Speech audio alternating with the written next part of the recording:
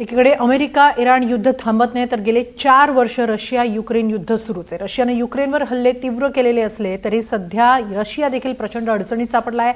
4 वर्ष 4 महिने उलटूनही रशियाला अद्याप युक्रेनला नमवता आलेलंच नाही। मात्र दुसरीकडे रशियाच्या समस्या वाढू लागल्यात। रशियावर गेल्या काही महिन्यांमध्ये युक्रेनने लांब पल्ल्याच्या ड्रोन हल्ले करत त्यांच्या तेल रिफायनरीजसह लॉजिस्टिक्सवर हल्ले केले आहेत। क्रिमियातून तेल वाहून आणणाऱ्या मुख्य मार्गालाही लक्ष्य करत तो उद्ध्वस्त करण्यात आला। त्यामुळे सध्या रशियामध्ये तेल संकट निर्माण झाले। रशियाच्या पेट्रोल पंपांवर वाहनांच्या मोठमोठ्या रांगा लागू लागल्या आहेत। शिवाय भल्या मोठ्या आकाराच्या आपल्याच देशातील लॉजिस्टिक सुविधा पूर्ववत करण्यातही रशियासमोर प्रचंड अडचणी येत आहेत। त्यामुळे रशियाची या युद्धात पिछेहाट होतीये का अशी ही परिस्थिती निर्माण झाली आहे। शिवाय काही दिवसांपूर्वीच खुद्द रशियाचे अध्यक्ष व्लादिमीर पुतीन यांनी रशियात युक्रेनच्या हल्ल्यांमुळे समस्या निर्माण झाल्याचं मान्य केलंय। मात्र त्यावर नियंत्रण मिळवण्यात आल्याचा दावाही त्यांनी केलाय।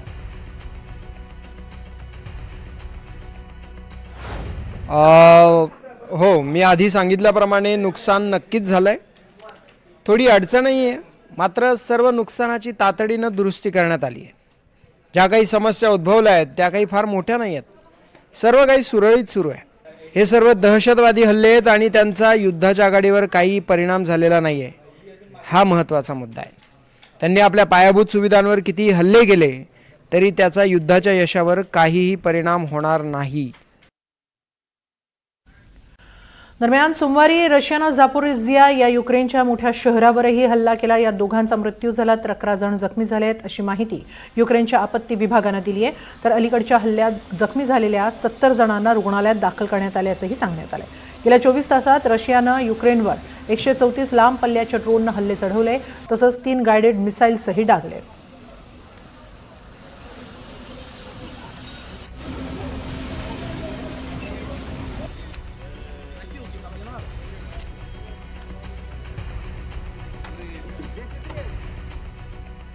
रशियाने सध्या जरी हल्ले तीव्र केलेले असले तरी युक्रेन सुद्धा अधिक आक्रमक झालेला आहे।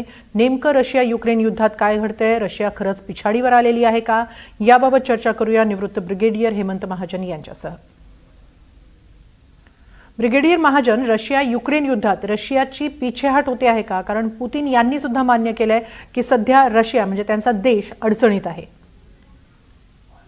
नंबर 1, लष्करी स्तरावरती रशियाला काही निर्णायक विजय मिळालेला नाही आहे। 2026मध्ये जे युद्ध चाललेलं आहे त्यामध्ये त्यांची प्रगती अतिशय संत आहे आणि युक्रेनच्या प्रति हल्ल्यामुळे रशियाची प्रगती थांबलेली आहे।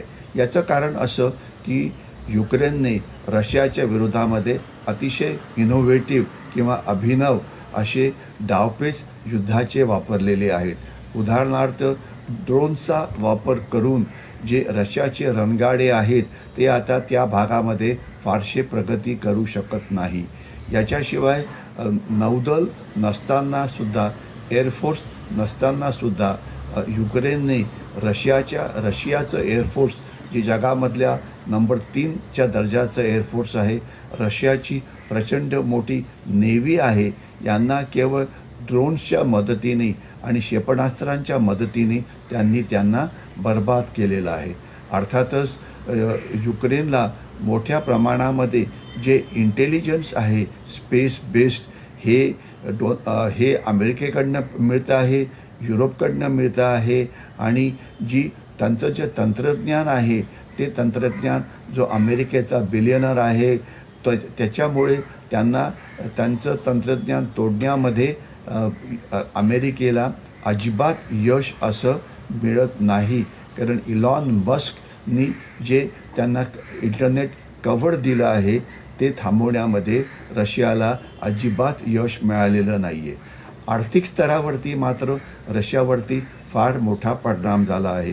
युक्रेनला माहिती आहे की रशियाशी समोरासमोर युद्ध करणं हे अतिशय डिफिकल्ट होणार आहे, कारण रशियाच्या सैन्याची ताकद जास्त आहे, त्यांच्याकडे रणगाडे किंवा शस्त्र तोफखाना असो हे खूप जास्त आहे।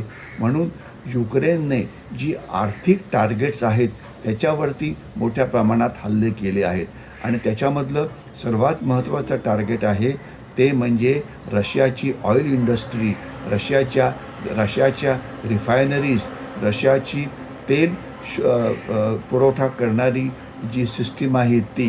तर याच्यामुळे आता 80% रशियन रिफायनरीज आता काम करत नाही आहेत आणि त्याच्यामुळे युक्रेनच्या या हल्ल्यामुळे रशियाचं तेल आता त्याची क्षमता खूपच कमी झालेली आहे आणि रशियाच्या सामान्य माणसावरती या युद्धाचा मोठा परिणाम पडतो आहे.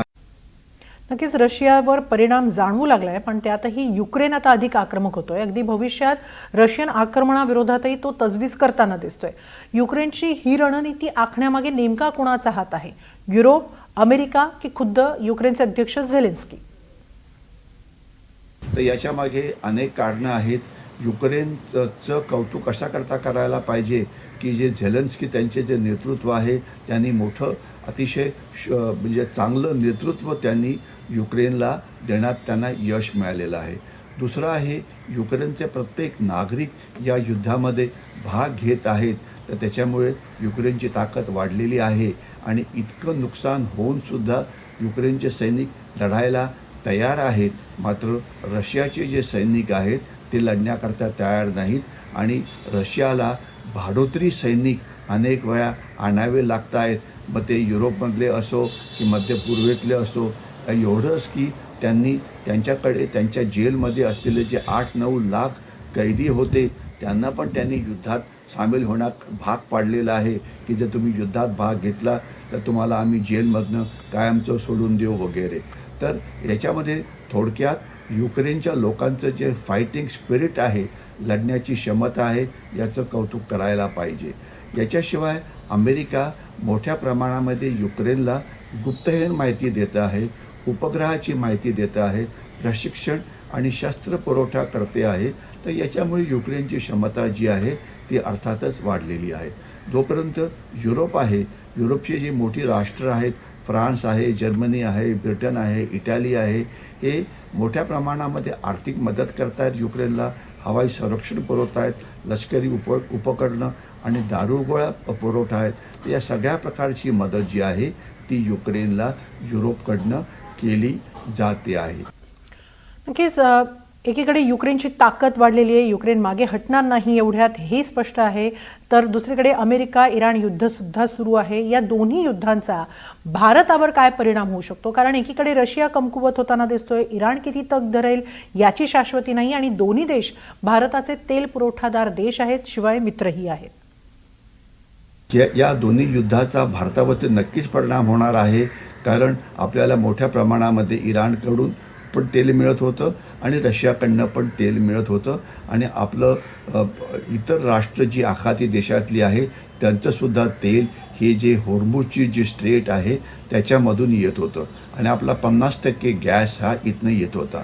परंतु भारताने या सगळ्याची मोठ्या प्रमाणात तयारी केली होती. त्यांनी आपले तेलाचे साठे मोठे साठवून ठेवले होते. 70 दिवसाचे तेलाचे साठे आपल्याकडे आहेत. याच्याशिवाय आपण आज पहिले 7-8 देशांकडनं तेल खरेदी करत होतो, कच्चं तेल म्हणजे. तर आता आपण जवळजवळ 40 राष्ट्रांकडनं तेल खरेदी करतो. तर त्याच्यामुळे एक जर पुरवठा बंद पडला तर दुसरा पडला तर तिसरा पडला तर चौथा. म्हणजे आपण आपलं जे तेल, कच्चं तेल विकत घ्यायचे जे वेगवेगळे सोर्सेस आहे त्याच्यामध्ये मोठ्या प्रमाणात वाढ केली आहे. आणि आपण खरं म्हटलं तर या दोन्ही युद्धाचा म्हणजे जे संकट आहे त्याचा एका संधीमध्ये आपण रूपांतर हे केलेलं आहे. नक्कीच.